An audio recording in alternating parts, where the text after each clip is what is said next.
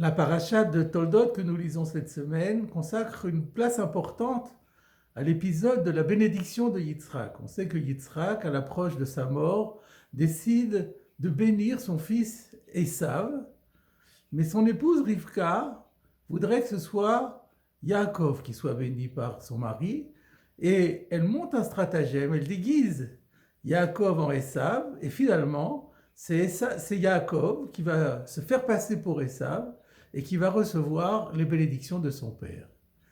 Ce passage soulève un certain nombre de questions. Tout d'abord, on constate que le contenu de la bénédiction adressée par Yitzhak est à 100% d'ordre matériel. Il bénit qui va recevoir les productions les champs produiront des céréales, du jus de raisin pour fabriquer du vin, la victoire sur les ennemis. Pas un mot de spiritualité. Pourtant, ce n'est pas l'habitude des tzadikim, des justes, de s'intéresser particulièrement au côté matérialiste des choses. Comment comprendre que cette bénédiction soit strictement et à 100% matérielle et pas du tout spirituelle? La seconde question, c'est que si finalement on considère l'histoire du peuple juif, eh bien, et qu'on compare l'aisance matérielle dont a profité le peuple juif au cours des siècles et les descendants de Esav, il est clair que Esav est nettement gagnant. Et donc on a l'impression que la bénédiction n'a pas fonctionné et que le stratagème de Rivka a complètement échoué. Troisième question, comment comprendre que Yitzhak ait voulu avantager son fils Esav? Même si on admet qu'il s'est trompé sur son compte, qu'il n'avait pas conscience des défauts immenses de ce fils, des vices, pourrait-on dire, de son appétit de la sensualité, du peu de cas qu'il faisait de la vie humaine, mais il ne pouvait pas ignorer que Yaakov, son autre fils, était d'une immense piété et qu'il consacrait le plus clair de son temps à l'étude de la Torah, comme le dit le texte. Alors comment comprendre qu'il ait voulu avantager son fils Esav? Je voudrais vous rapporter aujourd'hui l'explication assez étonnante et originale du Beth Halevi, c'est-à-dire du Rav Yosef Dov Soloveitchik, qui est le fondateur de la lignée des rabbins de Brisk, dans son commentaire sur la Torah.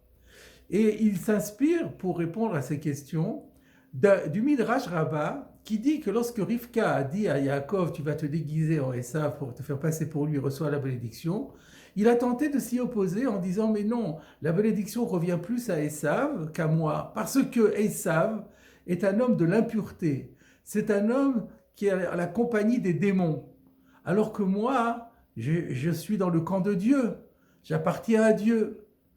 Et alors on ne comprend pas en quoi le fait d'appartenir à Dieu ne justifierait pas d'être béni.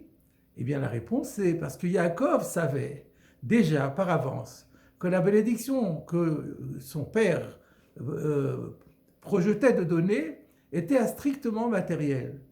Et donc il se disait, l'idéaliste n'a strictement rien à faire de bénédiction d'ordre matériel.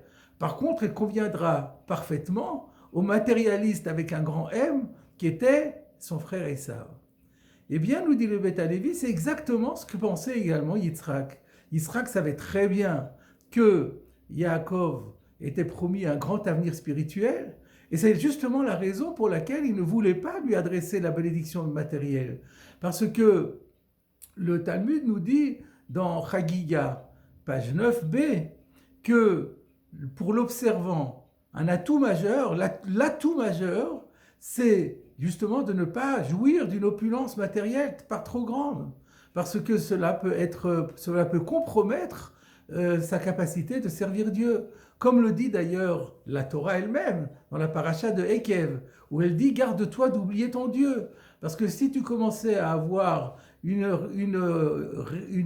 réussite matérielle insolente, que tu aies des troupeaux de menus et de gros bétail en quantité, quand l'argent et l'or roulent à flot, que tous tes biens se mettent à se multiplier, Vram levavecha, ton cœur s'élèverait d'orgueil, tu risquerais d'oublier Hachem ton Dieu.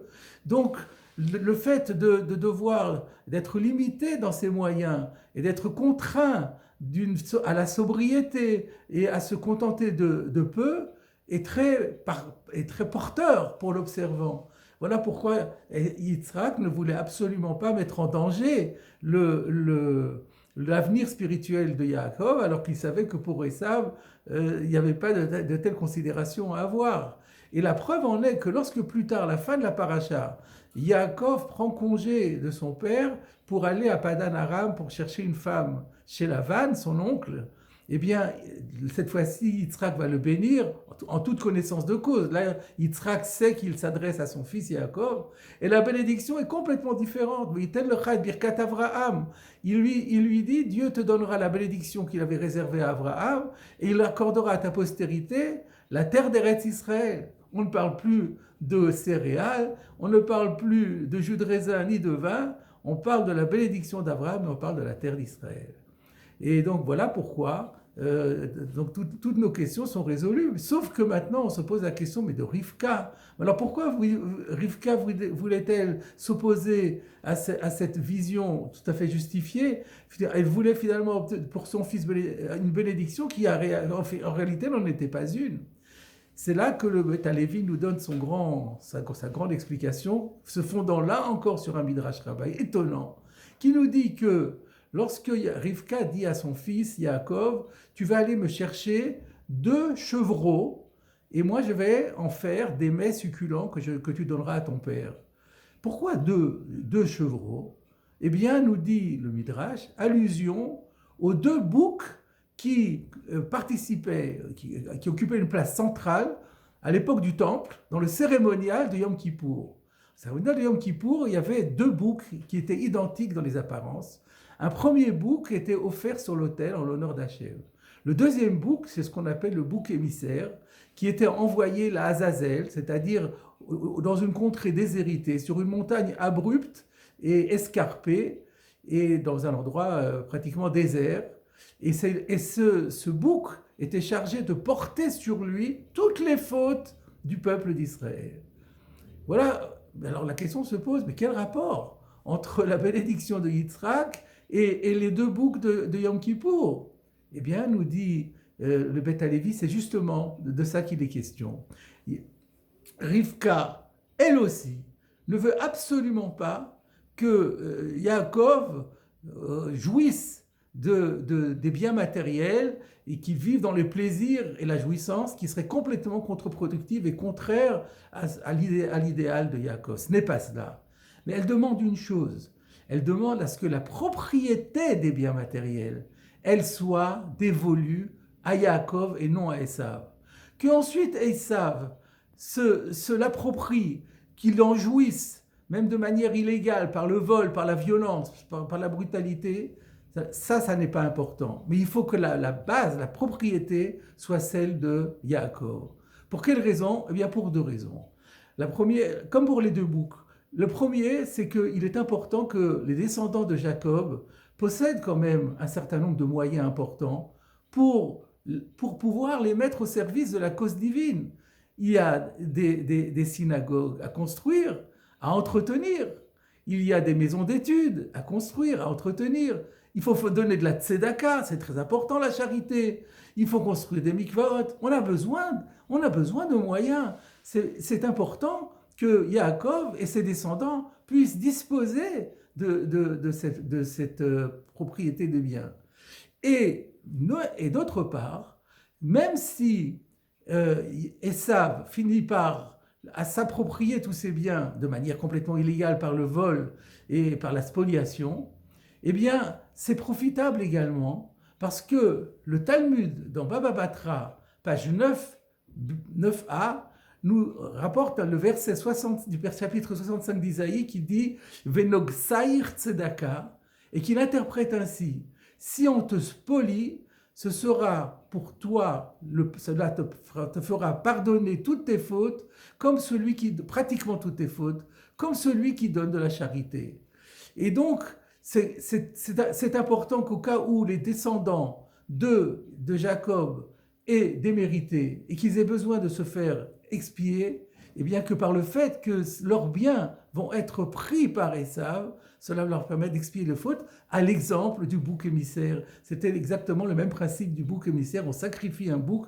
ce bouc emporte toutes les fautes, et ainsi on est pardonné. De sorte qu'on se rend compte que la bénédiction de Yitzhak, sur le modèle des deux boucs de Yom Kippour, est une bénédiction qui a duré tout au long des siècles, aussi bien dans les périodes fastes, où Israël accomplissait les mitzvot de Dieu et utilisait ses biens au service de Dieu, que dans la période moins glorieuse où Israël s'est retrouvé dans la diaspora et où ses biens ont été spoliés de façon récurrente. Mais c'était dans les deux cas, on était dans une perspective qui était constructive. Et voilà que Dieu valide le projet de Rivka, puisque finalement, c'est Yaakov qui va être béni par Yitzhak. Et la preuve est faite que Rivka avait été encore plus perspicace que son époux et que son fils. Et c'est une fois de plus l'illustration que dans le judaïsme, une place éminente est toujours réservée aux femmes.